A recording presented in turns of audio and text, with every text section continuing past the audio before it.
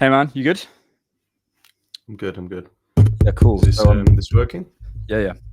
So obviously we're Nice. not live yet. Just thought I'd run you through a couple of things, but dude, I'm really excited. I've managed to get Josh Kroenke. Have you? Well, so yeah, to come on the show. And no one knows. How? I know, bro, it's crazy. So did you see the bit the other day that we did on the Cannonpod? Yeah. So he saw it and he reached out and he was like, I'll come on the show and I'll do like a Q&A for your viewers. Fuck off. Yeah. This is like groundbreaking. Like this hasn't happened in any. I don't think this happened in any sport. You wouldn't. No.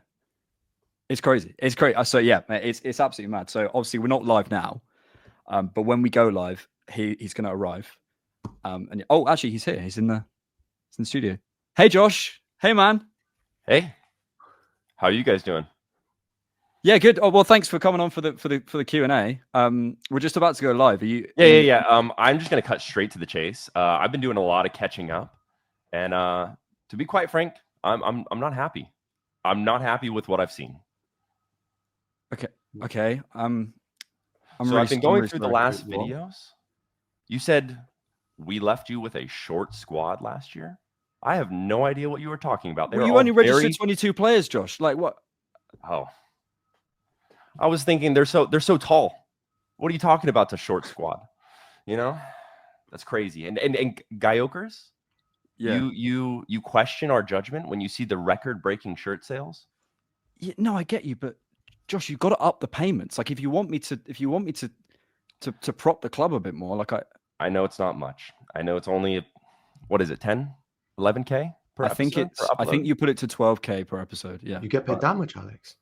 How much do you get? For my tweets, a lot less than that. Oh, crazy. I suppose like the YouTube rev and stuff. So, okay, I'm really sorry, Josh. We have to go live, but No, I mean, you guys better step it up. Argue more, make it believable. Okay. And if you, I'm giving you one last chance, and if you keep it up, I'll let you start a podcast for the Nuggets. Okay. Okay. Thank you. Okay. I didn't realize this was. I didn't realize this was a thing. Sorry. What the fuck? Sorry, Josh. Right. We'll go live. You ready? Yeah. Sweet. Tens of thousands of football fans came to Highbury. Electrifying!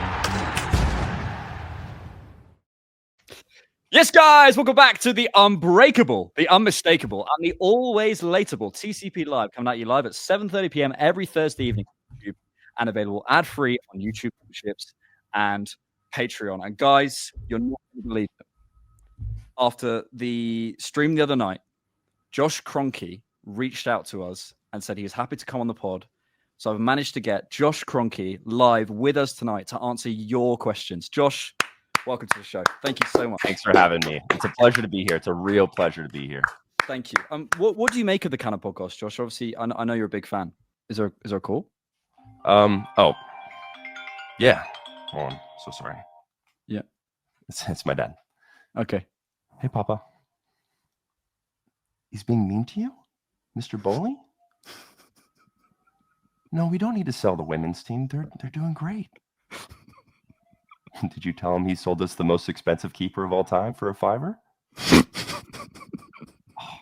Guys, I'm so sorry. I gotta go. They're about to break into a fist fight. It's my dad and your dad's Todd. Gonna fight Todd. Yeah. I'm so sorry. I gotta go break it up. So okay. Well, thanks for coming, Josh. I really appreciate it. Speak to you soon, Josh. Thanks, Josh. Good to have you. Hey, boys. All right. Bye. Wow. That is, what an amazing owner that we have. And I say that from the bottom of my heart. That would turn up to a podcast on the Cannon podcast. Isn't that amazing? Everyone in the chat should be so grateful to Josh Kroenke for turning up to our podcast.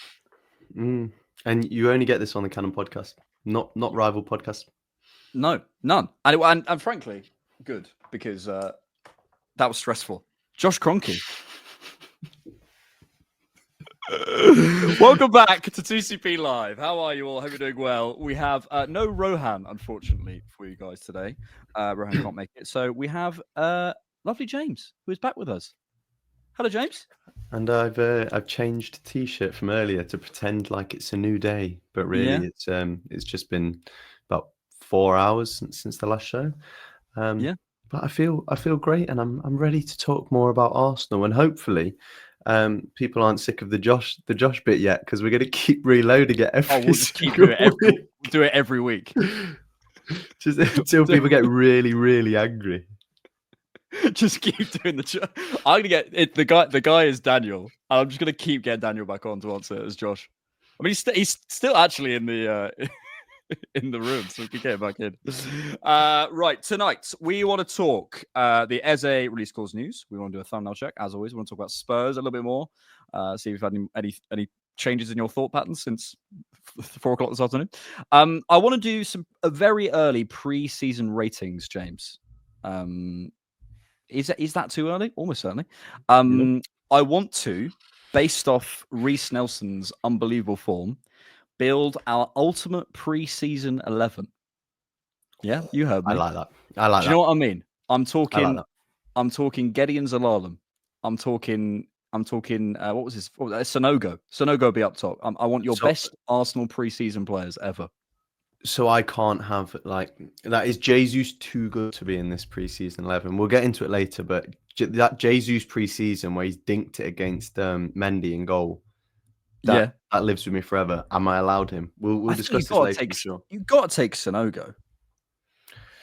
Yeah, but a Sonogo Jesus partnership, the chemistry between them would be outrageous. Little man, big man. We'll get to it. We'll get to the 11 later on. And then, of course, take your questions as always.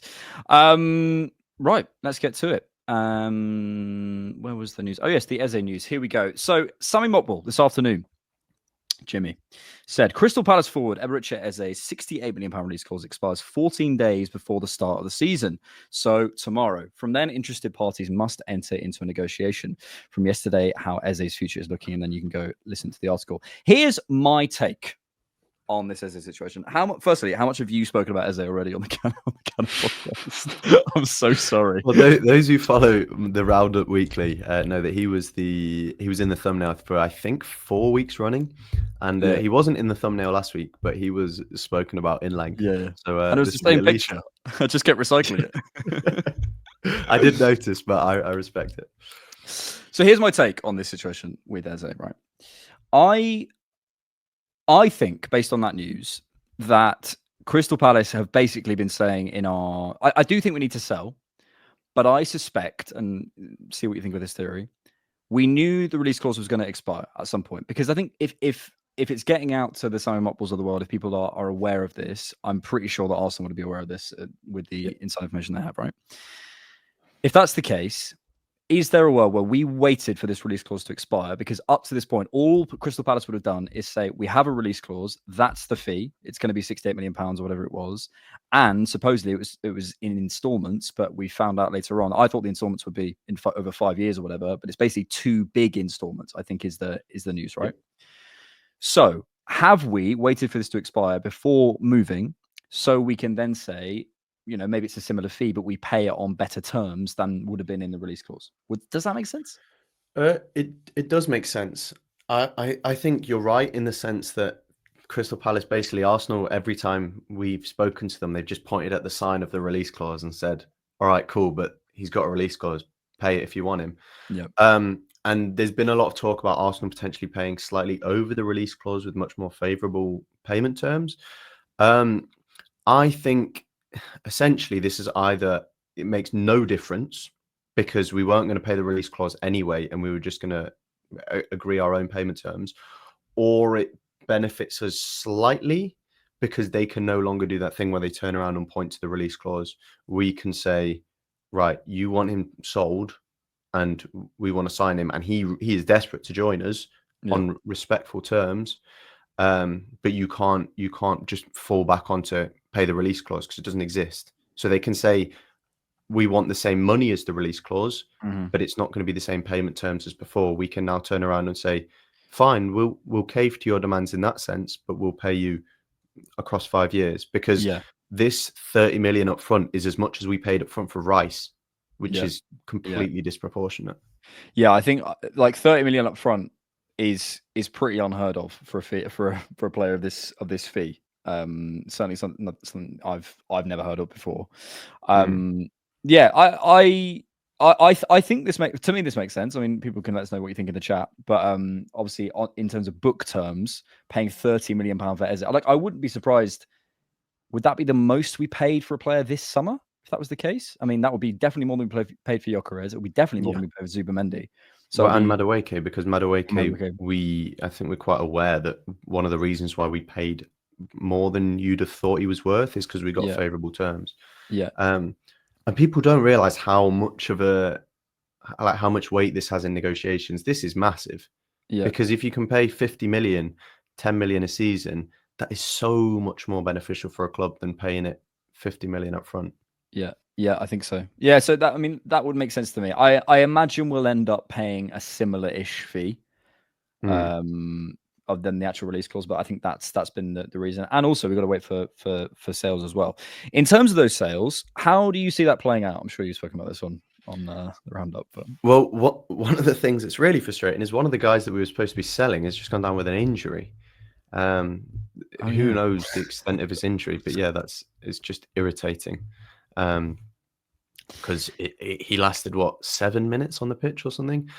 I think Nelson has to go regardless for this domino to fall, which I think is a matter of time. There's a lot of reports that we don't need to sell one of Trossard or Martinelli, which I kind of believe. But also at the same time, that story, to release that story out into the public would make a lot of sense, because if you release publicly, we need to sell Martinelli or Trossard before we get Eze, then teams are just going to undercut us. Yeah, and for say, sure. Well, you're desperate to sell. Yeah, possibly. I think was it Tom Canton who said that we're more looking at the likes of Vieira and Zinchenko and stuff, which would make sense to me. Like, I think there is a lot. I mean, there's a lot of players who you look through the squad and you go. I mean, we still got obviously Sambi around. We've still got Reece Nelson. We've still got Trossard. Well, Nelson, Trossard, and Martinelli are all potentials. Obviously, Jesus as well. That he may end up leaving. Zinchenko. We've still got potential for Kivior to go. Like, I don't know how I feel about all these things. Karl Hein as well. I don't know how I feel about each individual case, but there's a lot that you could sell before you actually get to. Before you get to like a Martinelli or Trossard. I think. Go on. I was going to say an interesting. We did that so in sync. An interesting point that people forget is that there is a limit to squad size that you can register for the Premier League, and I think as it stands, if we included all our senior players, we are bang on 25. So the issue is, if you sign Eze without selling anyone, then you would have to, theoretically, obviously we're going to sell someone, but then you'd have to not register Zinchenko for the Premier League squad, which tanks his value, which is what Chelsea have done, which is just not a good way of running a football club. I think possibly, but also George made this point to me the other day. If you think about who we've lost, so we've, what's his face? Kepa has replaced Neto. Yep. Mosquera's replaced Tomiyasu.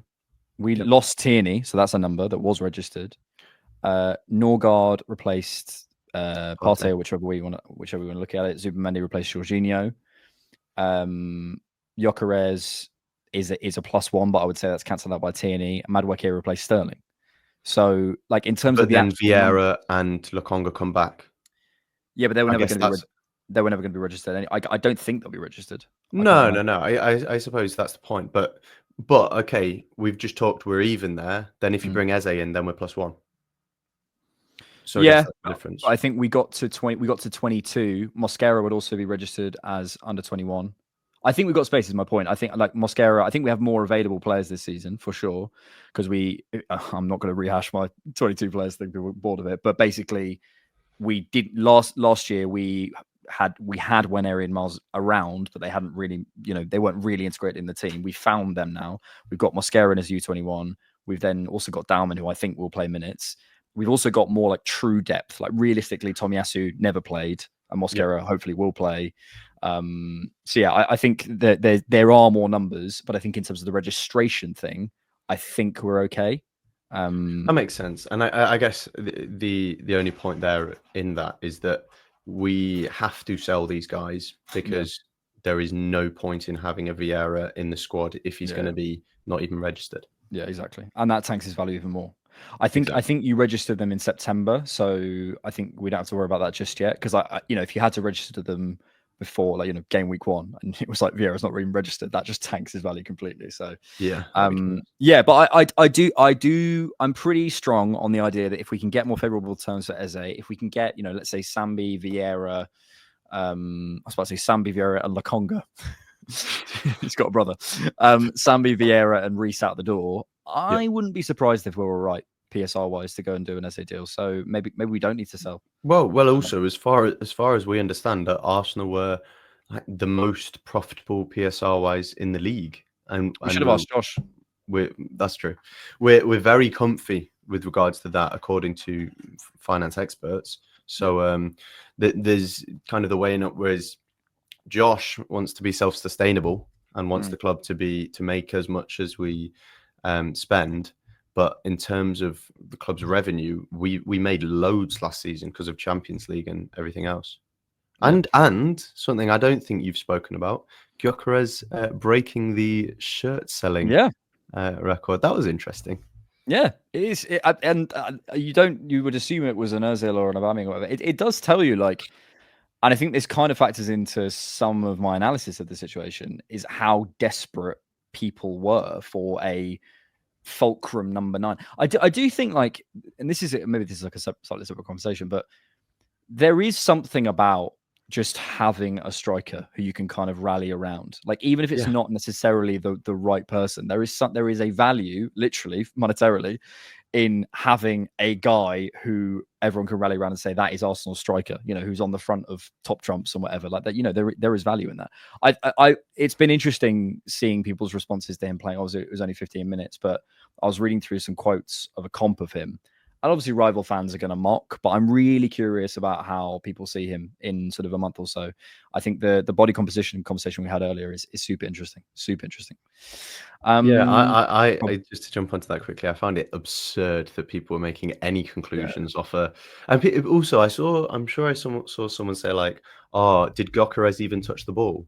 I was like, no, not really, not much, but he played 13 minutes. Well, no, my point wasn't really about the football. It's about the body. Like, I'm really curious. I know. But separate point. People were saying, Gyökeres didn't make a difference. I was like, what do you expect in a pre-season friendly for the last 15 minutes? And also, he did create a fairly decent chance. And there's a 15-year-old on the right-hand side, like, as good as he is. He's our best player. Exactly. Oogie Boogie became a YouTube member. Thank you, Oogie. Very kind of you. Really appreciate that. Rasmus with the first super chat of the night says, "How are you guys? Are you okay?" I'm very good. Sorry, I didn't know if you wanted to answer first. I'm very good. I was proper. I don't know if it showed, but I was so grumpy earlier when we were just after that Spurs game, which is why you shouldn't play your rivals in pre-season, because not only was it a ridiculous game, but what a scrappy game it was. It was. By the way, some of our fans will blame Spurs. We were just as bad. So that Havertz challenge in the corner of the box was hilarious. Oh my god! I literally he did it. I went, ooh. I'm telling you, if that was Richarlison or something, Arsenal sphere is up in absolute arms. And White was giving it the handbags as well. White was kicking at the heels as well. He loves it though, Ben White. That's what I'm saying. And last player, Norgard. You see Norgard at the ref in the first half. Yeah. But he's kind of always been like that. Actually, when we did our scout episode, he's pretty bitey, Norgard.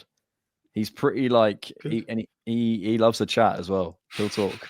I love it. We're good, Rasmus. How are you? Rasmus, you sound like you're from Denmark. I mean, you say DKK, I presume is Danish krona, maybe? Good knowledge. Is that right? Yeah. Should we do a little currency test? Go on. Spain. Euros. Poland. Zloty. Wow. Bulgaria. I don't know. I have been to Bulgaria, but I couldn't tell you the currency. I'd bail and just say euros. Are they You're quite well travelled, though, you. 34 countries, baby. Yeah, you are quite well travelled. Yeah, we're good, Rasmus. How many countries have I been to? I've been to America. I've been to South America. I've been to quite a lot of Europe: Spain, Greece, Italy, England. Have you been Spain. to Africa? No, I'd love to. I'd love to. Morocco's good fun. Yeah. NH, thank you so much for a very kind super chat. Club and manager, no, left wing is an issue. We all want Eze, but is really a touchline winger? If we finish this window without a top left wing signing, it's been a failure. If we don't win big this season, unfortunately, I'll be Arteta out. I think there's a number of things to sort of come off the back of this. One is, do you feel we're a bit of a powder keg at the minute, this fan base? I'm asking you a leading question here. I'm doing a George question. Here's my opinion as a question. I do feel if we even lose the first game, there could be if we lose, especially because it's United away. Yeah. And we play badly and we lose, I honestly wouldn't be surprised to see serious people being like serious, names or whatever in the Arsenal space being actually, no, it's time to go. I think obviously that's wrong. Which is wrong. I'm not, to be clear. Yeah. No. But I think that is because it's been so many years of expectation. And I think something that doesn't help is because in 22-23, we came so close.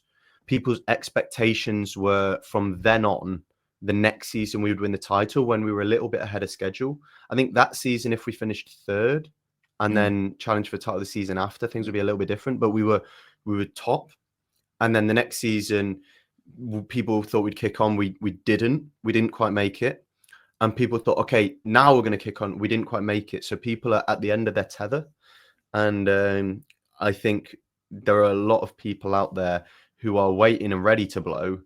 And there are a lot of sensible people out there who are also tired of defending so many things that the club do. Yep. Because they've been saying it will come with a genuine belief. I say this from my own experience. I genuinely believe that we are so close, but you can only be so close for so long until I say, where do we go from here? Yep. Old Trafford, I'd like to say wouldn't do that to me, but there's a chance that I will be at the game with Faisal, potentially in the United end as well. Which would be, we'd have to. Hey, we got to be hush about this, I think, otherwise, because we're going to get hounded out. So you're snaking your boys. What are you saying? To watch the Arsenal at the Emirates, not at the Emirates. You're snaking your boys, sitting with them. Yeah, I think Old Trafford would be. Yeah, it would be tough. It would be tough if we lost there against United in the form they are now, opening game in the Premier League season. Do you know the scary thing is our Big Six record is so good. There's no reason why we should, which is exactly why it might happen. It's just Arsenal, isn't it? I don't want to talk it into existence, but I suppose my point more is it's going to be really interesting to see if we don't start the season as perfectly as we could, which is possible, is absolutely possible considering we've got 7 new signings. It'll be really interesting to see how it all works out. And I think I can't remember if he said this to me the other day, but I think it's a really good point that we might not see the benefits of this larger squad until later down the line. Yep. So we might see a little bit more lack of cohesion and things like that. And it's fascinating, man. I think also kind of what we were speaking about again earlier with the Spurs game, because we're seeing similar issues. It's like if we signed say we put Gyökeres up. No, let me not use Gyökeres because there's thoughts about that.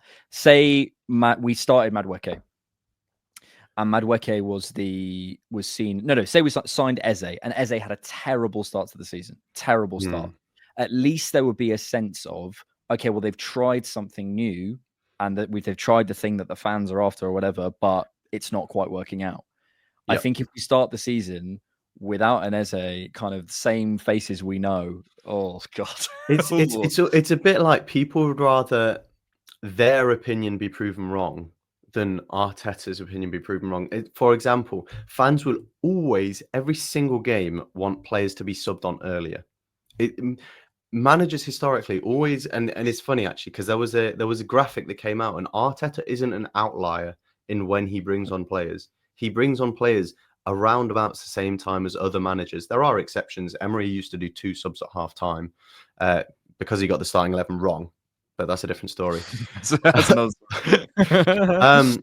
but fans will always want, and they'll never speak about the times where Arteta has waited and not made subs, and then it's worked. But always they'll say, "Oh, we should have brought on this X, Y, and Z earlier." So they'd rather be Eze come in and it not work than Arteta do his thing and it not work massively. I agree. Even though it's the same outcome. John, I think it's funny as well. Like, there's a number of phrases you can say after every football game, and if you've lost, you can't really be disproven. And it's the subs were late. Like something about tempo. You can always say tempo, just like you just felt the tempo was off. It's like, yeah. Like, you can't be disproven, can you? It's like, well, you lost. So, and I thought our finishing was really poor. So, well, yeah, I mean, I suppose, but your finishing could have been really, really good, but it might have been a goalkeeping, masterclass or something. Or you might have had very, very few chances. You had 3 chances, 3 finishes were really good, but you just got unlucky with some blocks or whatever. Like, but there are certain phrases you can just say and you can't be disproven. We could do one time. We should do a whole post-match analysis with just disprovable phrases and see how far we can get. Well, me and Rohan have this thing with players where if you've never seen a player, you can literally just say half spaces, dynamic between the lines, great, good tempo setter. Like, you can just say nice sounding phrases. Well, it's got me this far in life, Alex. Exactly. Same here. We'll do one more super chat before we go to the next bit. Gyökeres reveal opinions, faith, ferocity, focus. Yeah, what did you? I'm not really a sort of announcement video aficionado. I'm not really that bothered about it. What did you think? Some people really care about it. Yeah, I'm not gonna lie. I didn't put too much weight in it. Sorry to disregard your question, Oogie Boogie. Nice triple F, faith, frosty focus. But what does it mean?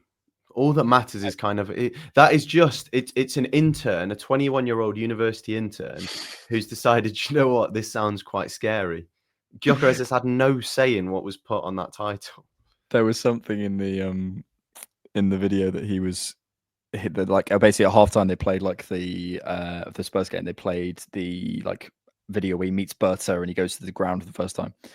And there's this bit where obviously the announcement video is really like, it's really cool and whatever. But there's a bit where you realize he's just been asked like, Victor, can you just like scream while we point a camera at you? While a footballer just has to stand in a room and go, ah! And it's just like some guy being like, what? And then they're like, oh, everyone will just scream together. Yeah. Like, And also the funniest thing is Gyökeres is exactly the type of player that does not care about that. He would have just said, let me do it once and let me go speak to the players, let me go play football. Yeah. He didn't want to do any of that. It was so funny watching it. And he's like, you again? He's so uncomfortable. Again? Yeah, he's so uncomfortable. Yeah, I mean, I just don't really care about it. I think some people get really annoyed about it. I don't really understand, but there you go. I think the only thing you can't do is have a bad one. Like, and I think the meme ones. There was one of like Hansi Flick at Barcelona, where he did like it was like the time when, do you remember that meme? Like, I'm looking for a man in finance, 6'5", that one, and they did like I'm looking for a coach who's German, 5'6", and I was just like, oh. Because that's only going to age badly. Like, it's not. There's no way that in 10 years you look back and go, "That was sick." Like Gangnam Style, or like very true. But I appreciate the audacity from some clubs, especially actually lower league clubs in England do it quite well, where they'll go for these. There was one recently. I don't know if it's like a Burnley one or something like this, but they do really like rogue ones, and occasionally they blow up on Twitter. I appreciate those, but the biggest clubs, like it's like, have you ever seen that meme where it's like when corporations get involved in memes? Yeah. And everyone's wearing like, I think it's like an ice cream cone on their head, and then corporations get involved, and then everyone takes the ice cream off, and they're like, no, we don't want to do this anymore. So it's fun when the little clubs do it, but then if a big club tries to get involved in this, everyone's like, what are you doing? Stay professional. This isn't what you're supposed to do on social media. Yeah, I think Daniel says it's Burnley. I'm sweating, so my hair has gone absolutely. I noticed, chat. I noticed he was sweating. When he got closer to the camera, you could really see. I'm so vain. It's so warm. I'm going to put a hat on because my hair's going mental. Someone said they didn't like my hat earlier. Well, I do, and it's a present from my mum for my birthday. So how do you feel now? What is your central heat? Have you got heating on in your house? Why are you so hot? The issue with this room, right? I am very warm. The issue with this room is it retains heat like nothing else, which is great in winter, but in the summer, like I literally, there's nothing I can do. It's crazy. Is it a loft? Are you in the roof? We're on the second floor, but I'm actually going to open a window. That might help. Chat, while he's gone, what do you think of Alex's hat? Don't slag off my hat. Right. We had another super chat from Olympus Infinity, which was Raya, White, Saliba, Big Gabs, MLS, Zubi, Rice, Eze, Saka, Gyökeres, Madueke. That sounds like too many players. How many players is that? It's Rice instead of Ødegaard. Is the biggest difference. Oh, yeah. That's the right amount. Or just Eze instead of Ødegaard, plain and simple. So he's saying Eze right 8, basically? Or Rice right centre mid. Go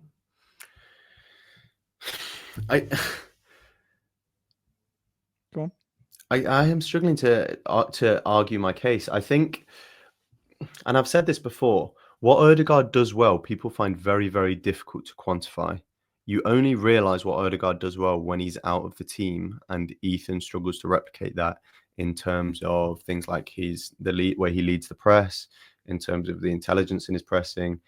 His associative play is subtle, but it is useful. His positioning when he does drop deep and get the ball. He does a lot of things at the moment, specifically, they're very frustrating, but I still don't think the answer is taking Ødegaard out of the team. And maybe I'll be proven wrong, but we spoke about this earlier, I saw positive signs today. I think so. In terms of, to answer the question, like, does it have everything? I think that team looks to me like it's got a healthy amount of ball carriers. It looks to me like it's solid enough. I would question maybe the athletes in the front five, potentially. Just like top level, like running athletes. Outside of Gyökeres. But yeah, I don't mind that. Also, people really do struggle to spell Gyökeres, don't they? Gorkers. I've seen so many different spellings of him. Maybe by the end of the season we'll get there. Right, Jiminy, let's do it. Let's move on to some very, very early I suppose it's not early. With how many games have we got left of preseason? 2. 2 games left of preseason, and we're going to rate every single player on preseason, and we're going to get the chat to help us. That's how TCP Live works. Let me just bring up the list of the squad. Here we are. Here we go. There is the squad. Who do you want to start with? You're in love with William Saliba. Do you want to rate him so far in these 3 preseason games? Chat, I'm not. Just for the record, I'm not in love with William Saliba. You are, I think mate. he's an excellent footballer. The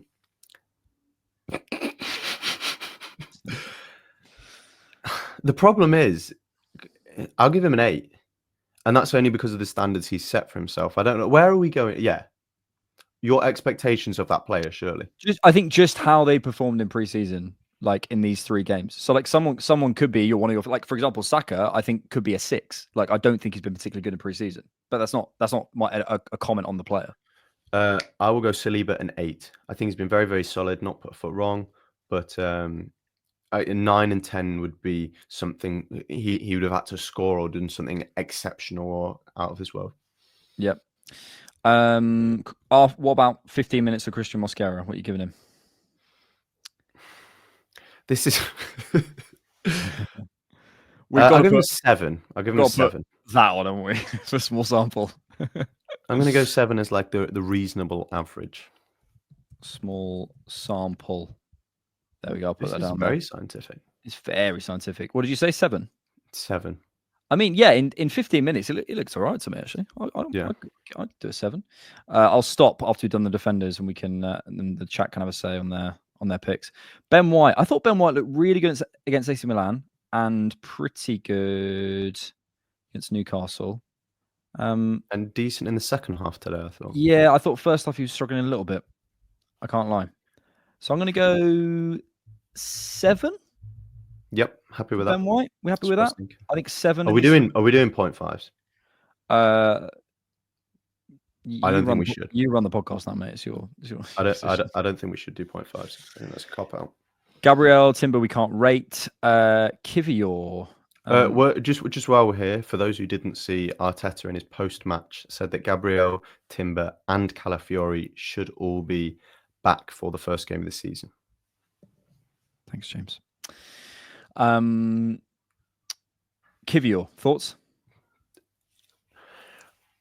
I didn't like him today.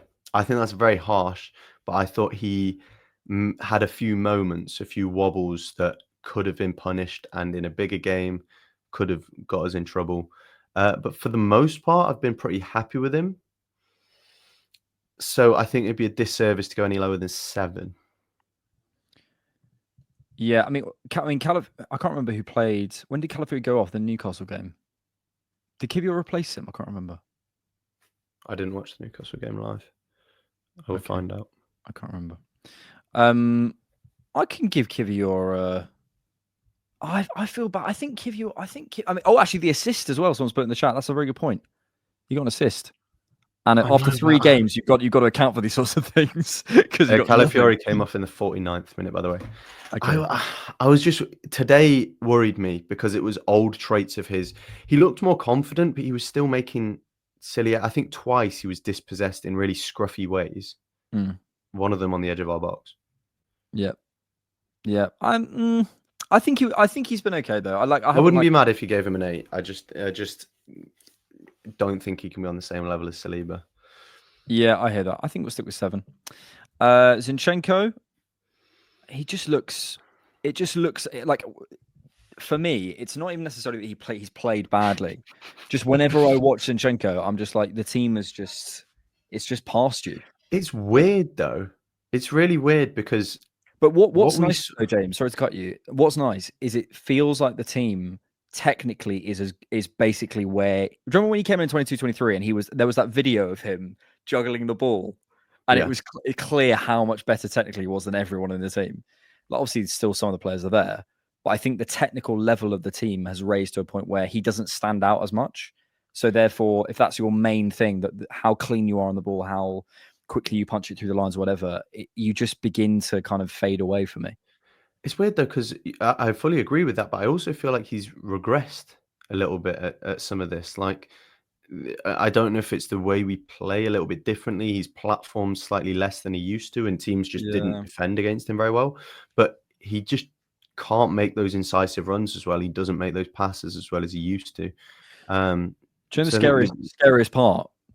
He's arguably our most overlapping left fullback at this point. Yeah. Like he really is. Really frustrating. Yeah. Calafiori. He looked really good before he got injured. Yeah. 7. Thank you. He looked really good. Calafiori's like he's not on Fraud Watch or anything like that. That's unfair. But he's at a point where if we get to the end of this season and he hasn't resolved these issues, I will start to get really concerned. Well, also, what we've got to consider is we're now getting to the point in the squad where, in terms of quality and depth, we do have it, but quality and depth also includes the availability. So you're going to look at every position going, okay, you have Saliba and Mosquera, both quality and both available. Gabriel and Kivior the same, for example. If you look at left back and you say Lewis Skelly, quality and available, Calafiori, quality and not available, then you'll do what we did with Tomiyasu and say bye-bye, because we can't afford to deal with that. I'm willing to give him time, but it is concerning that it keeps happening, and it's so innocuous constantly. It is. And Miles? I don't want to do this to him. I think Miles has had a really poor preseason, actually. It's not that harsh. It's only been 3 games. The good thing about doing this so early is you're only saying he's had a couple of bad games. Yeah. But if I give him a 5 here. Are you going to say 5? I think he's done all right defensively. I think he's not had the impact I maybe would have wanted him to have moving forward. I'm happy giving him a 6. I just think for whatever reason, obviously there's fitness, there's X, Y, and Z. I personally think he has the potential to kick on this season, and this preseason hasn't been promising for that idea. And that's no slight on the player. I think he's incredible. I hear that. But as we're going to talk about with Saka, I think he's underwhelmed in preseason so far. But 6 is fine. Chat. I've just put in the live chat how you can challenge us on any of these. We'll do a couple of challenges. If there's anyone, basically, you put the word challenge and then explain what you'd want to move. So let's say Saliba to 10, explanation, because then he'll kiss James.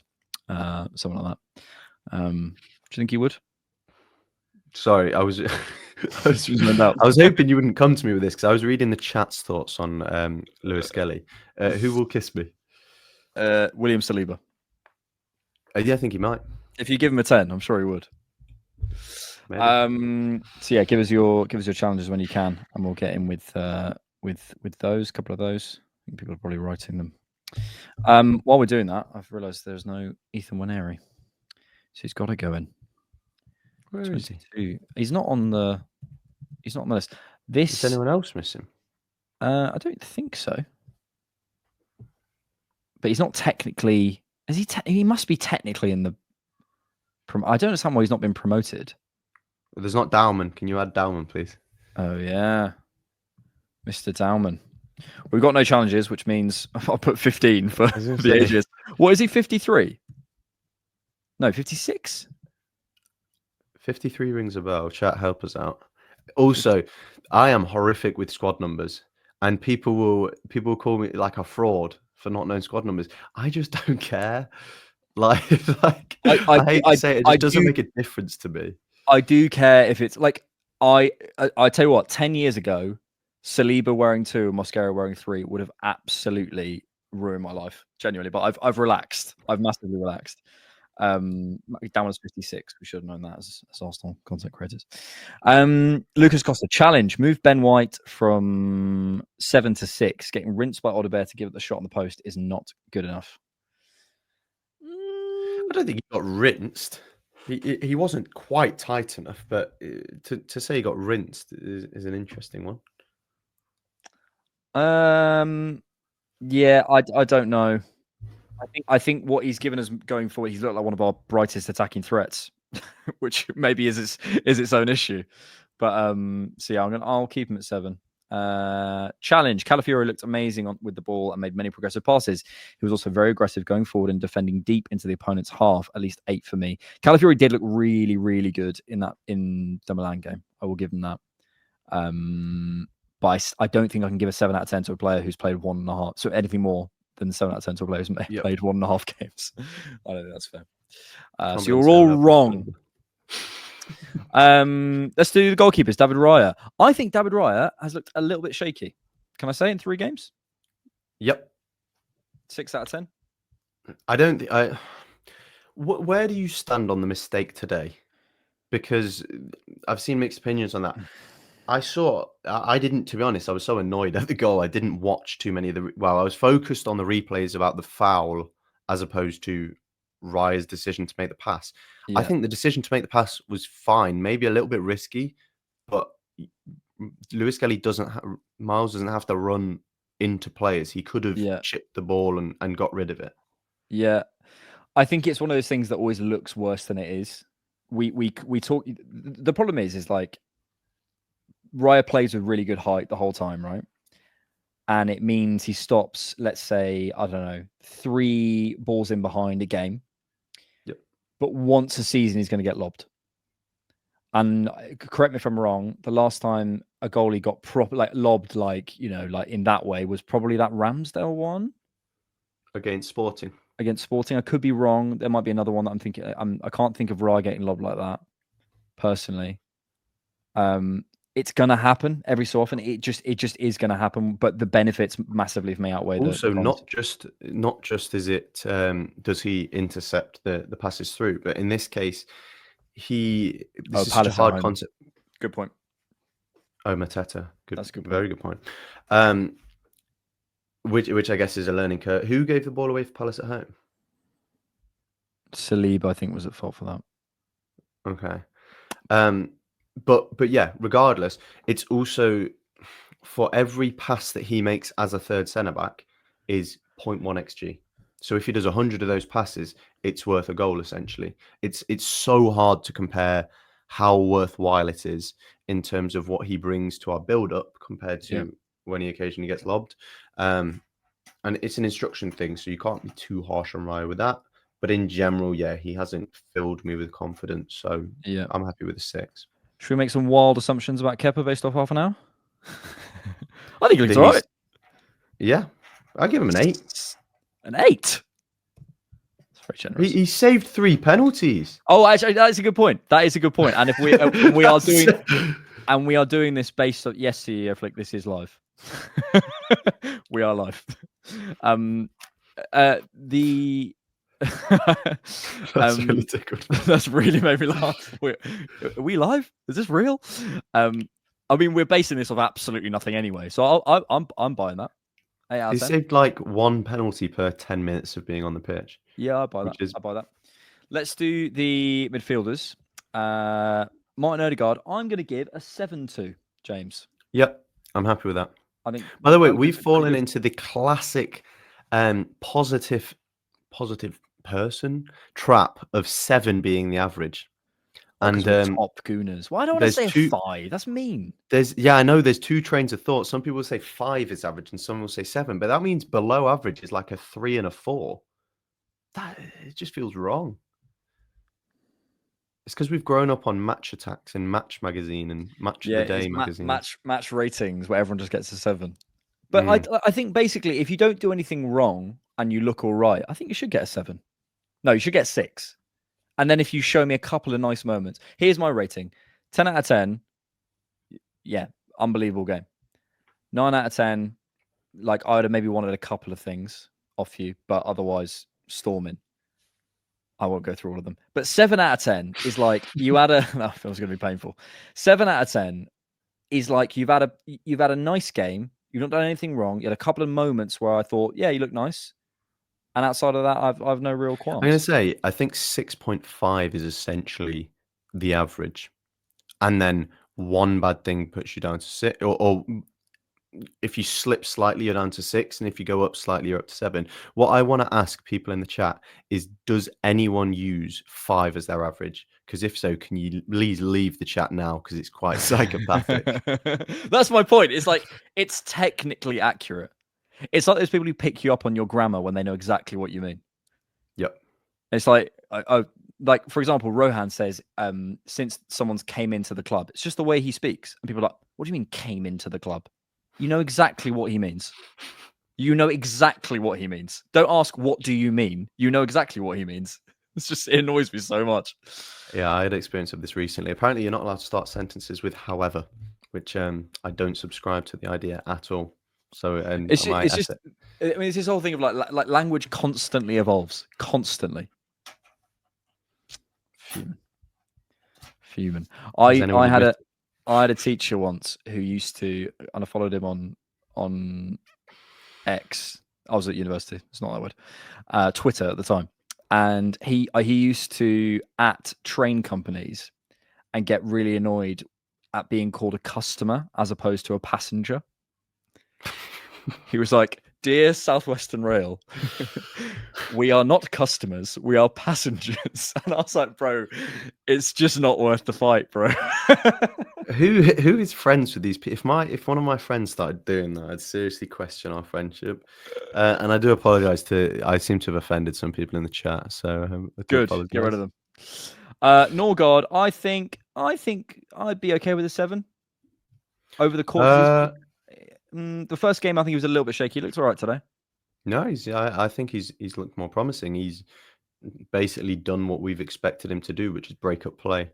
The midfield shape in general has been a bit weird, but he's done his job. Yeah. This is my point, Mateus. Everyone starts with a 6. Everyone in any rating, you start with a 6. Forder says sorry, we're doing too many things. Go on. Thank you, Forder. I'm not sorry. I'm going to continue with the point I was going to make. Forget Cool. the however thing, but thank you for the explanation. You've said Raya has been underwhelming and gave him a 6, which you've also said was average. Yeah, but but don't point out my inconsistencies. Come on. I think Raya has been slightly underwhelming, which makes him average. Oh, God's sake. Whatever. Martin Zubimendi. I'd give Zubimendi a 9 out of 10. Really? Yeah, I think Zubi's been pretty good. I'm not going to argue with that. I'd have said an 8, but I've got no complaints with a 9. I can't think of much more I'd want from him, like other than just to see more of him. Could have scored today. Could have scored. Came on. Things look really good. Actually, he nearly did. There was that shot that deflected on the edge of the box that nearly looped into the top corner. That would have been insane. Rice, I'm giving a 7. Which I think is slightly generous. But actually, I think a lot of it is based on his usage, specifically in the Spurs game, where it just doesn't suit him. I still, he made 4. I want to say he made 4 passes all game. I don't know if this was an earlier screenshot before the game ended, so I will check it. I do still think Rice doesn't look at his best, even regardless of him not being used. There was a moment, Kudus is absolutely rapid, but there was a moment where he was charging with the ball up the left, and I think in previous seasons he'd have burned Kudus. Not previous seasons, just when he was fully fit. We know that he'd been on his own training plan, so... There was a couple of moments where he didn't recover in the same way that he normally loses the ball, and he's just absolutely on his bike. Yeah, there's a few moments where he didn't quite do that. By the way, the 4 passes thing's absolute lies. He made 13 passes, or 13 out of 17. Who said that? Me. You absolute liar! You horrible man. Yep. Ethan, I'd give a 6 or a 7. I think 7's fine. He looked sharp in the first game. Yeah, he looked How pretty was he good against Newcastle? Fine. I don't remember him particularly. Like it's similarly to he just looked, he looked sharp and had a nice couple of moments. So I mean, I wouldn't say he was. Why do you think he didn't come on today? I don't know. You got any conspiracy? I've got lots of conspiracy. I would probably not. I would assume it's something to do with fitness. And also, I think it felt like a few players, Ødegaard, Saliba, Arteta wanted them to play the full 90 specifically. Yeah, I buy that. Dalman, I think we've got to give a 9 out of 10. Yeah. I mean, if he'd scored that goal against Newcastle or something, or he had a shot today off his right leg. Foot. Sorry, I've done what we just mentioned about, but you're actually in many ways, James, you're right. Off his right foot. Yeah, I buy that. His weak foot, and that wasn't an accident. His weak foot is really impressive. He can go both ways, even more so than Saka, I would add. Scored his penalty first game as well. Yep, true. Before we come to the forwards, I want you to challenge us. What do you think, before they say, what do you think is going to get challenged? I think they're going to challenge my flawed rating system of David Raya. Oh, because we haven't given them a chance to challenge the keepers, have we? No, I mean, you can have it on any of them. Do we need to put small sample size on any more of them? I suppose Yoker is as well. Tavo says, here we go. Joseph says, challenge. Dalman to 10 out of 10. Him winning the penalty with Newcastle is the standout moment. Lots of people saying 50. Dalman 10. Yeah. He is 50. Yeah. Have we been harsh? Have we been harsh? Sure. Yeah, 10. I buy that. Yeah. We actually deliberately go on. Has Dalman played enough to warrant a 9? By the way, that first game, the 30-minute cameo, he racked up like a 2-minute highlight reel. And that wasn't a highlight reel that was just the same thing over and over again. He created so much football in 30 minutes. It was obscene. Yeah. At 15. At 15. Do you know what I was doing at 15? What? I don't want to know. Halfway through studying my GCSEs like a good boy. I did terrible in my GCSEs, actually. Did you? What did you get? No, I don't want to do this because I didn't do that badly. I just had very high expectations. and didn't study enough. I studied on my trampoline, Can you put it in which the private apparently chat? is not how you're supposed to study. Can you put it in the private chat so I know how to judge you? Yep. I still there's still a part of me whenever anyone talks about GCSEs where I'm like, come on, tell me, because I'm still competitive about something that A, doesn't matter, and B, happened 10 years ago. No, over 10 years ago. I'm so old. I actually don't know the exact answer, but Yeah. Any other challenges? Challenge Raya to 7. Kepa. Yeah, that is bad. That's absolutely terrible, mate.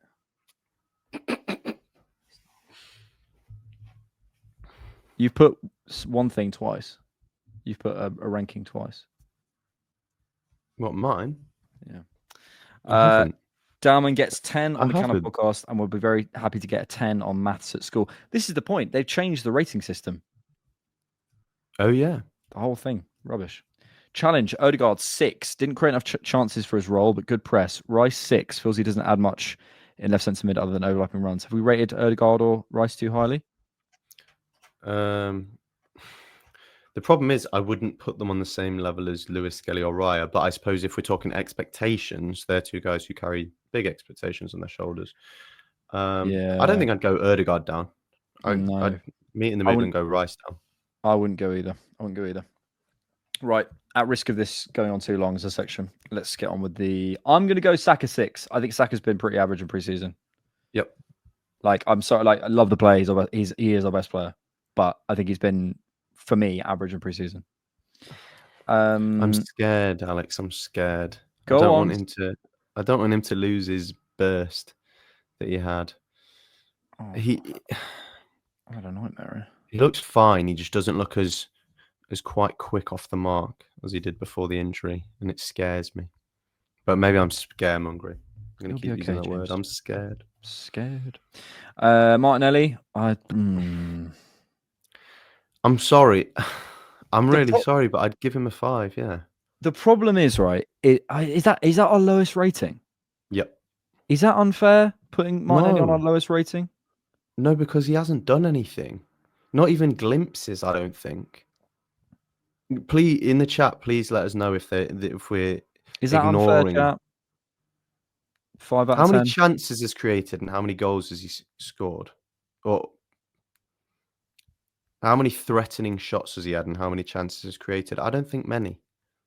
Now, we're not platforming him, but it's a tough watch at the moment. That's what I think. Yeah, lots of people saying 4, 4, 3, 4, 5, around there. 2 to 3. Wow. Okay, Gyökeres. Maybe we were being generous. 7. Yeah, I think 7. Obviously, we've got the big and out of 10. I've got to put the caveat on of the small sample size, but I'll give him a 7. I thought it looks all right. Created a bit of chaos, ran around a bit, didn't touch the ball because no one gave it to him. So I don't, I think he had one nice-ish moment. So therefore, you're at 7 out of me. Nudge him up from the 6.5, as I say. Yeah, lovely. Trossard. What's he? I don't know. I don't know. I feel like he's just bang average. Yeah. He's not done anything especially concerning, and he hasn't been given that much game time. But yeah, I'll give him a 6. Did he start any of the games? But yeah, 6, fine. Reece, I think Reece has got to get an 8. He's been one of our standouts in preseason. We'll come on to our preseason 11 in a second. But I think what am I doing? I think Reece is an 8. I suppose he's been too good for a 7. In the time that he's been given, he's looked threatening. He's looked very threatening. He's been one of our best players in preseason. And I would give Kai a 7. 6. Really? Why? I think there's been a lot of... Well, he's got a lot to prove, and I don't think he's proven anything. What we saw was more of the same of last season at his worst, unfortunately, where... Yeah, he's winning some duels and stuff, but it's the bare minimum of what we expect. I don't think he's done anything that's been impressive. And And there's been a few occasions where, like, as I said earlier, he took the ball down and then just kind of ran into the defender or just tripped over and lost the ball. Maybe I'm being harsh. It's probably somewhere between a 6 and a 7, but I think I think I'd give him a 7. I think like it's like he's closer to a 6 than an 8, but I would say I'd give him a 7. I think All it's right. okay. Challenges. There is our final rankings. Give us all your challenges in the chat before we close up on our ridiculously too early, ridiculous preseason rating system. David Raya 6 out of 10, Kepa 8 out of 10, Saliba 8 out of 10, Christian Mosquera 7 out of 10 with a small sample size, 4-star caveat. Ben White 7 out of 10, Jakub Kivior 7 out of 10, Zinchenko 6 out of 10, Calafiori 7 out of 10, Miles 6 out of 10, Martin Odegaard 7 out of 10, Christian Norgard 7 out of 10, Mikel Merino 7 out of 10. Is that a bit high? Did score.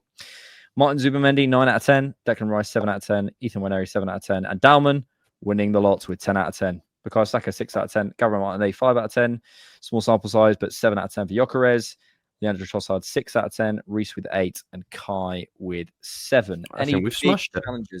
Any big challenges, lads? Yeah, from Kai today in the corner of the box where you just two-footed someone.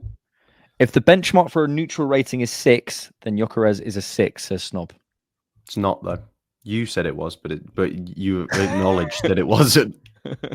It's more about vibes for me, Snob. I think. Should we rate the ratings? Says Daniel. Do you want to rate the ratings? Out of 10. Average 6.5. Average. Right, let's get to your super chats before we do our. Actually, no, let's do thumbnail check first. James, is this your first ever thumbnail check? I've been on TCP Live before, but I don't remember the thumbnail check section. Oh, mate, here we go. So, here's another rating. Oh, we have to find Rohan, don't we? Just all we do. We have to find the hidden Rohan. And this is the thumbnail from Ford at Who. It's I believe, is this Tekken? Or Final, what's it called? Mortal Kombat? Mortal Kombat, that's what it is. A Mortal Kombat themed thumbnail. I like it. Where is Rohan? I'm going to go, he's somewhere in here. Somewhere around there. Is he in one of the balloons, possibly? Can anyone see there? No. Can anyone see? Is that how you see Rohan, as just a stain? Yeah. Can anyone see it? Thomas's hand. Yeah, that's what I think. No, that's his ring. Oh, that's his ring. Wait, Unless we're saying that that's the hidden Rohan. No, I can't see it. By the way, we couldn't find him last time. I'm sure just every time I come on, Yeah, Ford just takes him in. Ford, we can't find him. But I'm giving that a strong 8 out of 10. I think that's very good. With the rainbow in the back. 8.5. I'm now introducing 0.5s. Very good. Very good. Right. Let's go back to your super chats. Thank you guys so much for waiting. It says Conjoy, if MLS is the future inside left, why do you keep talking up Eze? I don't think Miles has the same finishing potential as Eze. I think he could play left 8, but I think it'd be a very different type of left 8 and a different midfield configuration.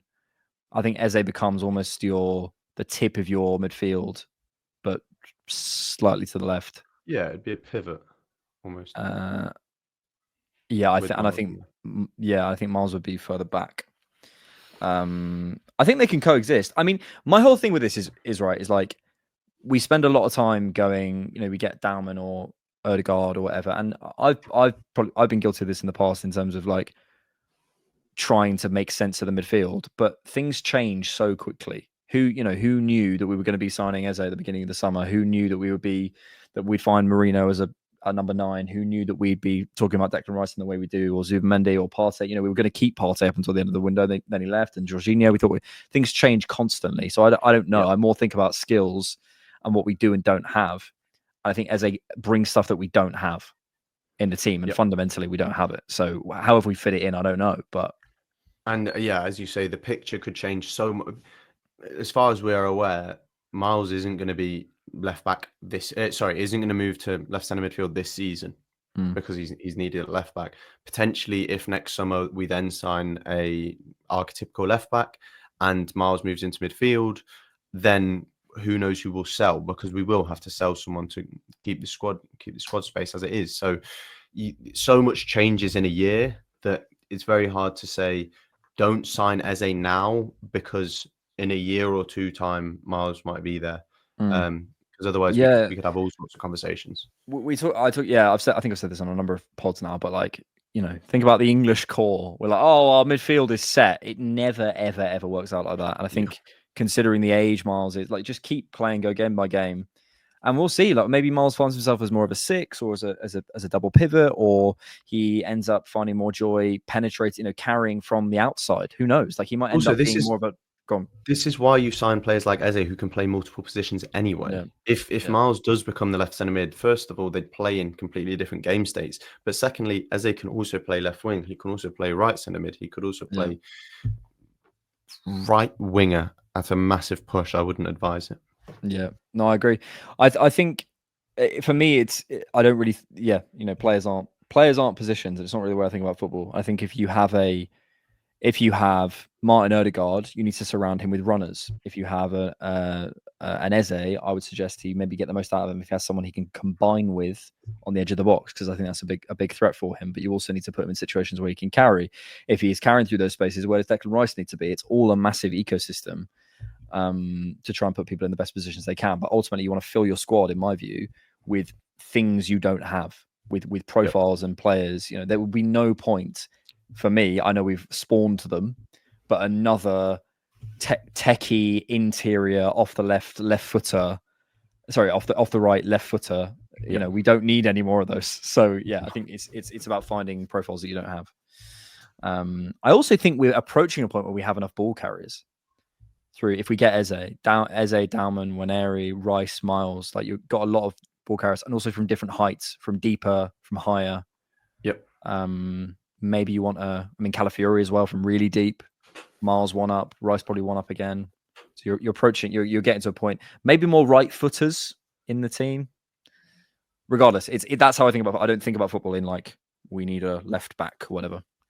Which is, by the way, what we were speaking about earlier. When you don't answer a question directly, what an oh so sweet way to holistically answer a question. I don't think about positions, man. I just think about the players and how they fit on the pitch. They're just great, man. Man, that's just me, man. Dude. What you think about formations? Yeah, that's so 2010, mate. So embarrassing. That kid Prince. Can Eze lead the press and triggers? Same position for Chris. I'm assuming he's saying Crystal Palace. I don't know, and I doubt it. Would be my sense. I don't know. I don't see him having that same running power off the ball as an Odegaard does, or a Havertz does. So it's not necessarily they couldn't do it. I just wouldn't know why you would put him in that position. That's a very interesting point, actually. There are a few players who are very good at dribbling, have the running power on the ball and also off the ball. Yeah, maybe because that's Odegaard's so knackered from pressing that by the time he gets the ball, he's like, I don't want to run with it.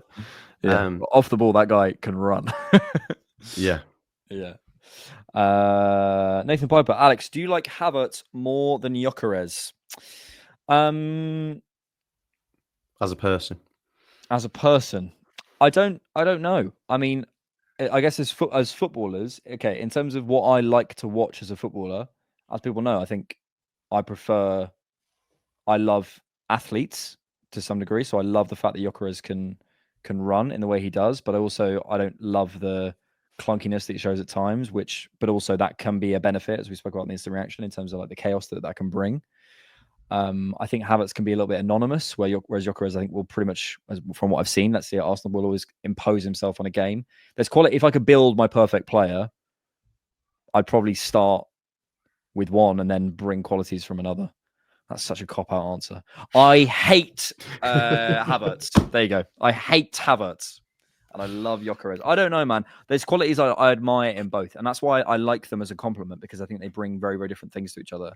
And if we can make that work, I'm really curious. Sorry to go back to it, but that body composition conversation, I'm really curious about how he looks in a year. I don't know whether he's going to become leaner and he'll lose some muscle and he'll gain some agility. I don't know. Or we keep him at this sort of bulk and use him as more in that way. I don't know. Question for you, my sir. Do you think we'll ever use them together? Possibly. Yeah. I think possibly. I think as a kind of flick on merchant in certain games, I think we can see Havertz knocking the ball into Gyökeres. I also think the way people talk about, Gyökeres drifting wide, Havertz has been doing a lot of that in preseason as well, especially outright. So maybe that's something. I don't know. I really don't know. I think they can play as a partnership. But also, we haven't seen a strike partnership for a while, so I think it'll be more probably Havertz from midfield stepping up than anything. Or the 3-5-2 when we're chasing games. I enjoyed that back in the day. Yeah, that was good vibes. James, to finish the show, we're gonna have a bit of fun because none of this has been fun. We're gonna have a bit of fun, and we're gonna build based on Reece Nelson's performances, which I feel we can all accept that Reece Nelson is a fantastic player, but he's a preseason fiend.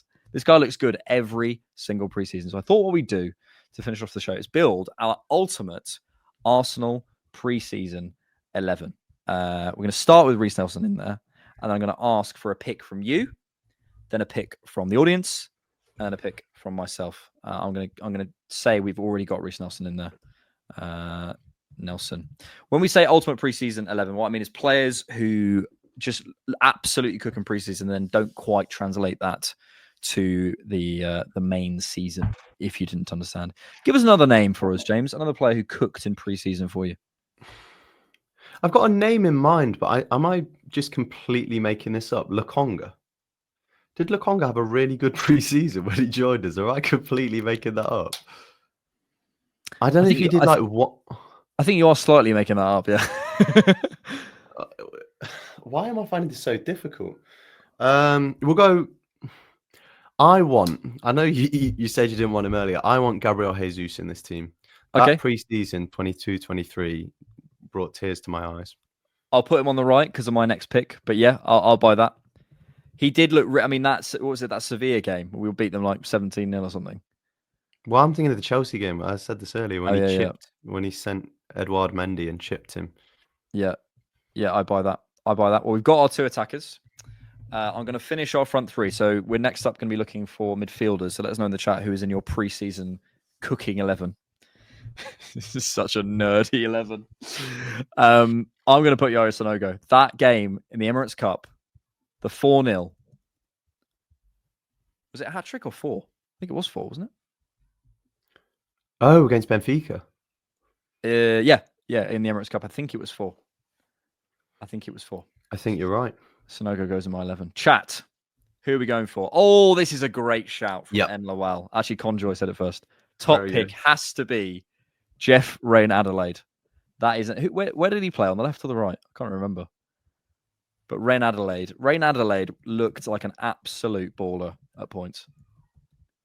And can I compliment him with a Gideon Zelalem, please? Oh yes. US Tour 2013. Gideon Zelalem.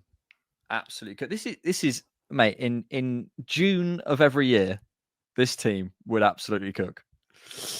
I get a pick. Who's my 6? Because they don't have to be niche ones. I feel like Xhaka always looked quite good in preseason. He's just such like an Iron Man, isn't he? Well, you're not having my Lokonga. Can anyone in the chat corroborate? I'm not having your Lokonga shout. My Lokonga. Oh, Nathan Piper, by the way. Oh, here we go. Because I found this so funny at the time because I knew that I saw this coming from a mile away. People were convinced that he was the solution to our left 8. And I know you were one of them. No, I was not. No, I was. And I'll tell you something, actually. I got killed by someone for writing off a young player. Because I said on an instant reaction to a preseason, and you can go back on a preseason last game, like the top comment was like, Alex writing off a young player. And I was like, he's a good player. He's just not going to play for us. Yeah, that's tough. But you were correct. And I said the same, like, well done. But the gap in level is massive. Is it me or is it you? Is you? I think the Salah Ad-Din pick was from the audience. So maybe it comes to me. I've actually also seen it from the audience, but I do agree that Nuno Tavares looks pretty good in pre-season. Very fair. When he came in, I thought, what we signed here, boys? I would like, I've seen a Guendouzi shout, pretty good. I would like Kepa in goal because I can't think of any standout keepers, but he saved 3 penalties, so I'm going to give it him. I'll buy that. I'll give you Kepa. Someone said that Lukonga scored against Chelsea. Someone said Leno versus Barca 2019. Well, he didn't save 3 penalties, did he? So you'd have to do something special to knock me away from Kepa. That's true. Only because I have no other picks. We need some centre. Yeah, this is challenging you. We need some centre backs. I've got one, I think. Wasn't Giroud always pretty good in pre-season? I don't know. I'd love to. I seem to remember Giroud always looking pretty good in the sun, and feeling like he was sort of the answer a little bit back in the banter era. I think Giroud. All of these are. This is just a list of like peripheral players. Who, but they're players who basically you only remember them from pre-season. Tommy Vermaelen Emirates Cup, but he can't. But he actually translated it to the game. Don't bag on Giroud. Sorry, Mavropanos. I don't personally remember being particularly good. But Callum Chambers. Oh mate, Callum Chambers. When he came in, Callum Chambers is going straight in, and I'll let the audience pick the last one. But Callum Chambers, was it 2015 when he came 15, in? 16, I think he came in. Actually, no. Well, he definitely played that season because that's when he got rinsed by Montero. Chat, you can also have another centre back if you can't think of a right back, because Chambers can go right back if we need. Yeah. We keep getting Mavropanos, but I don't remember. I seem to think was this the season he signed? Oh, actually, this is a fantastic shout. Yeah, I'd be very happy finishing like that. Are we missing any big ones? I think Kepa feels a bit recency bias.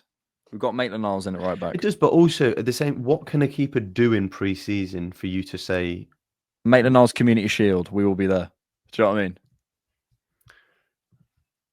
Debussy actually, around the Sanchez era. I remember that. Debussy looked really good. I'm gonna say we need another keeper. It's not my show. Because if it was my show, you'd be off.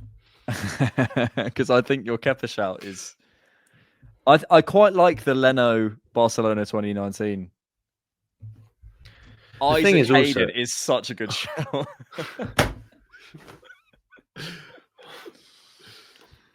John Torral, while we're there, let's just name Fran Merida as well.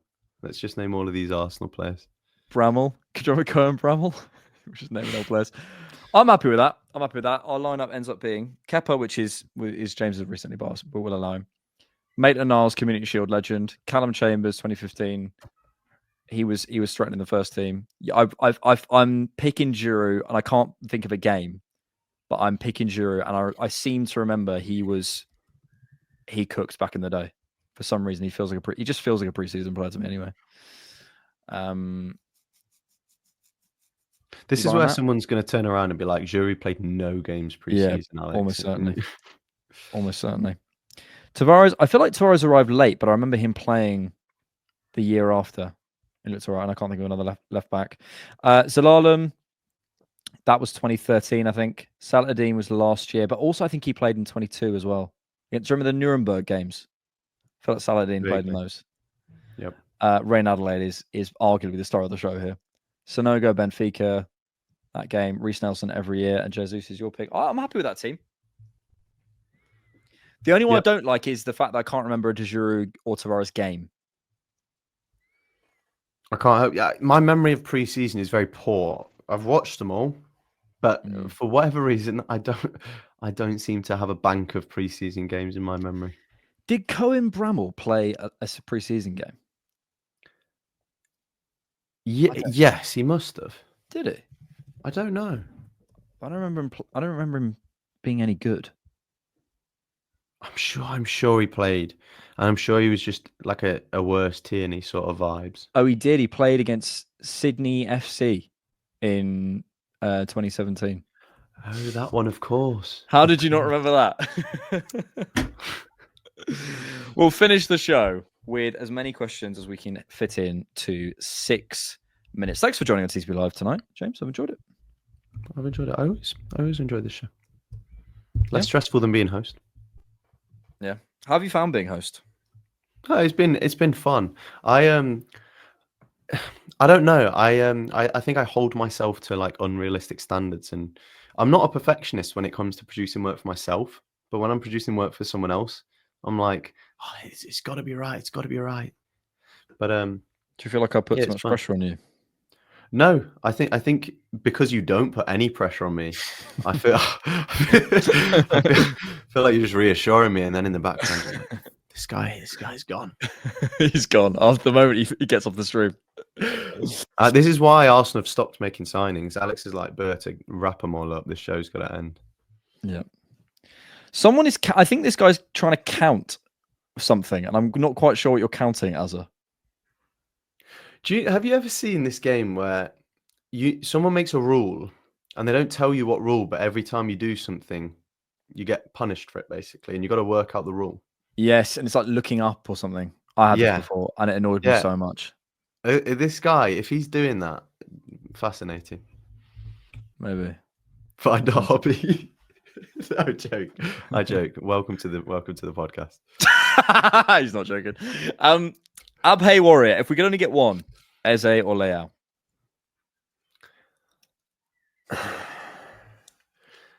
I'm not Everyone massive want to on talk Leao. about Eze again. I'm not massive on Leao either, but I just really want an actual touchline winger.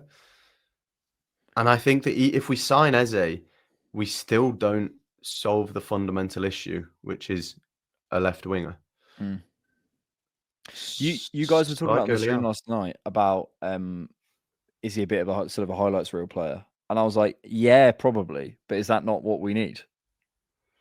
Do you know what I mean? Like, we need someone who is like maybe a bit anonymous and then pulls out a ridiculous moment in the game to win it. Like, it feels like if the team is missing anything. And Leao and Madueke is nice left wing rotation, and the rest of them can do whatever. Yeah. Daniel says, favorite non-football related YouTubers? That's a good question. I watch a lot of like, if anyone's seen this like 42 guy, I watch a lot of, I don't know how you describe it, like informative YouTube content, like Veritasium, this sort of thing, to try and make myself feel smart. You are smart. You saw my GCSEs. People probably think they're terrible now. No, they're really good. They're really good. Thanks, Alex. Thanks. This is what he does to me in WhatsApp, by the way. He's like, no, you only got 8K views, but no, really good job. It's hard to pull in the views when you've not got Alex's face. People see the video and they're like, "Where's Rohan? Where's Alex?" They're not here. It's only me. It's not the point. You cooked. You've cooked. Favorite non-football. I really like Alex O'Connor at the minute, the philosopher. I really like him. I really enjoy. There's a guy called David Sutcliffe, who's kind of like emotional education. He's really interesting guy. Comedian Finn Taylor, big fan. If anyone knows about Finn Taylor. I don't consume much football YouTube related content, which is apart from the Cannon podcast. And maybe Chris MD. I do like Chris MD. I can't lie. Yeah, I'm just looking now. Like, I just watch like sciencey stuff. It's really boring. One of my only goals, like, of people to get on the channel is Chris MD. I'd love to get Chris MD on the channel. That'd be really cool. And he will, in exchange, do a real life football with Alex. Oh my god! Because we were abused earlier for not knowing how to play football. Which if you thought the overlap hit my reputation, you wait. you wait for people watching me try. No, do you know what? I'll back myself. I can trap a ball. I can pass. I can shoot. I can do that stuff. The athletic side of the game, 2 sprints and I'm done, bro. I'm not having it. Yeah, but that's fine because also if you released a video the power of YouTube editing. Look like next piss thing. I could. What if I just released my own comp? And then on the scouted episode, Get George like it's just George. The crazy thing about this guy is the athletic capacity to repeat sprints. I mean, it's freakish. Apart from based on what you've said, he would absolutely not say that. He'd absolutely kill me, and he'd be right to do so. You would say after an extended run, Alex cannot produce any power through his shots or his final action. Horrific. Alejandro says, "Is anyone buying the Arsenal Stanley Cups?" Did you see how expensive they were? I haven't even seen them. Arsenal 55 pounds for a Stanley Cup. Oh, come on. That's the only cup Arsenal winning this season. Oh, I saw this. It's £42 for a £55 for a Stanley Cup. Oh my god. How much is just a standard red one? I don't know. Do I strike you as somebody who buys Stanley Cups? I'll be real, no. Good. That's not the vibe I was trying to give. No disrespect to people who do. I have a terrible sense in fashion, and I don't spend any money on Stanley Cups. I have an Asda flask that cost me £3. You do get. I'll be fair. You do give like Caramore walking boots, flasks kind of vibes. That's the vibe I get off you. That's not the vibe I was aiming to get either.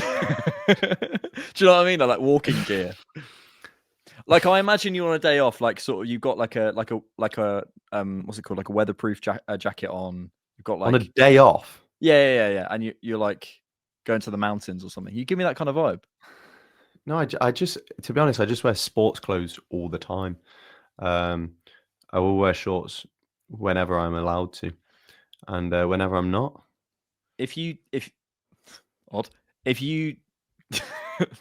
know why that was sexual for some reason. If you were to guess what I would be wearing if we met up for a coffee, nothing related to football, what would you think I'd be wearing? Corduroys. Yeah.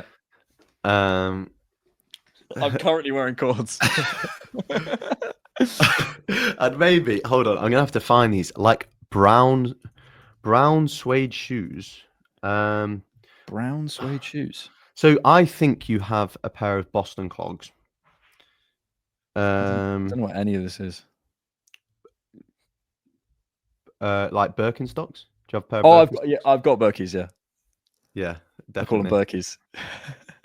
Yeah, and we're getting criticised now for talking about dates. Okay, sorry. And I don't know. I don't know what else you wear. Just this hat. Just the hat to hide my sweat. Final thing. Conjoy. At Alex, you started the summer saying, "How do we join the elite? The difference between them and Man U is good decision making. Eze and Gyökeres is money wasted for vibes." So here's the thing, and we need to get to the end of the window to see how I feel. The problem with saying we need like a superstar forward, and we absolutely did need that. So the window for me is capped at a certain thing. It can't get a 10 out of 10 unless we were to go and get Isak, basically. Like that's kind of the level that I was looking at. Maybe Rodrigo plus another.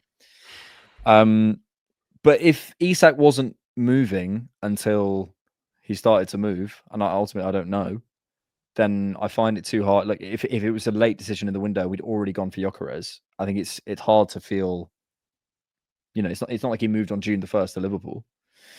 So I don't know on that one. I think it does cap the window, but equally, if we do get Eze, Madueke, and Gyökeres, I think we've done, not everything I wanted, but we filled in a lot of the skills gaps that I had. Do I think we signed that superstar forward? No, but I also think we've signed a number of players who I think can put some really good numbers up for Arsenal. Also, this idea about Gyökeres, I think I understand the principle, but the only other feasible option, apart from Goncalo Ramos, who apparently Berta wanted, but the only other main feasible option was Sesko, who we know they're asking for 75 million euros plus bonuses, which is far too much for him. Maybe by deadline day on September the 9th or whenever it is, they'll lower this. But our first 6 games are incredibly difficult. We don't want to not start the season with a striker. And had we done that, we'd have been criticised just as much for messing around. So with the striker situation, if you're not happy with Gyökeres, there was no real win because Isak wasn't available. Sesko would have been too expensive by the time, if at all, we signed him. It would have been too late. Yep. I look at who's moved in terms of like big moves. Diaz has moved. He's not a superstar. Osman, I think, is, but I think there's something else going on there. Like, I'm sorry, I just fundamentally believe that. Beyond that, who else has moved? Like big money. Wirtz. Okay, yeah, I'd buy that if that was something we wanted. Yeah, not sure he would have fit exactly what we needed. And then Ekitike as well. That potentially another option, but for me that's not super. But also so raw. If that's another option to Gyökeres, far more expensive and more raw. Yeah, I think if we were missing out on if I saw Vinny move to United and I don't know, like we were looking around Europe and going like, there's loads of clear established superstar forwards moving, then fair enough. Probably Wirtz is the only one then for me. But even then, I'd say, is Wirtz exactly... He's more of a facilitator, and I'm not sure that's what we need. So, yeah. Yeah, I think it's... And this is the thing. It's like everyone wants... Yeah, as Maurice said, everyone wants the superstar forward. Who are they besides Isak and Haaland? It's like, if you can't... You have to realize how rare these guys are. So if you can't do that, yes, it does cap your window, in my opinion, because you haven't done it. So, and maybe that's unfair. But also, then you look around and go, as long as we do loads of other stuff to almost get it in the aggregate, I'm kind of more okay about that. Moneyball reference to finish the show. Beautiful stuff. Baby. Yeah, baby. Thank you all for being here on a beautiful TCP Live. We'll be back on... Where's our next game? Next Wednesday evening. So the roundup will be on Tuesday the 5th. Do you think we'll have enough topics to get through a show? No, but we'll make some topics to speak about. I'll get a nice journalist on if all goes well. We'll see. A nice journalist. Not a nice journalist. Not a nice one. We've got a rewatch coming tomorrow. George and I... please explain this. I don't understand what you're counting. With George and I doing a rewatch tomorrow, which will be out either Saturday or Sunday. I think there's an episode coming out with... Can I guess what it is? Sorry to interrupt. I think it's Touching Our Nose. Oh, maybe. Yeah, that. Because I've done that quite a lot. Oh, wow. Maybe, yeah. Carry on. Maybe that should be the game. Yeah, loads of content to come out. As always, thank you as always for your support. James, where can people find you if they don't know you already? Just on Twitter, AFCJXMES. But yeah, everyone's bothering me on Twitter at the moment, so don't be mean. Oh, I'm sorry. Just rival fans. Don't worry about the Arsenal fans. We can't end the show until Azza Jasser tells us what's going on. I don't think he's going to. We'll never know. He's just said interesting. Never know. Thank you all for being here. Thanks, Josh Kroenke, for turning up. I mean, it's incredible that he... And I hope that fight worked out okay with Todd Burley and his dad. It's pretty crazy. No notes. Nothing to say. Nothing to say. No notes. Thank you for being here. Thanks for watching. And thanks for keeping it Arsenal. Tens of thousands of football fans came to Highbury. This was one kind of queue the ladies thoroughly enjoyed. Electrifying! Electrifying! Inspiration!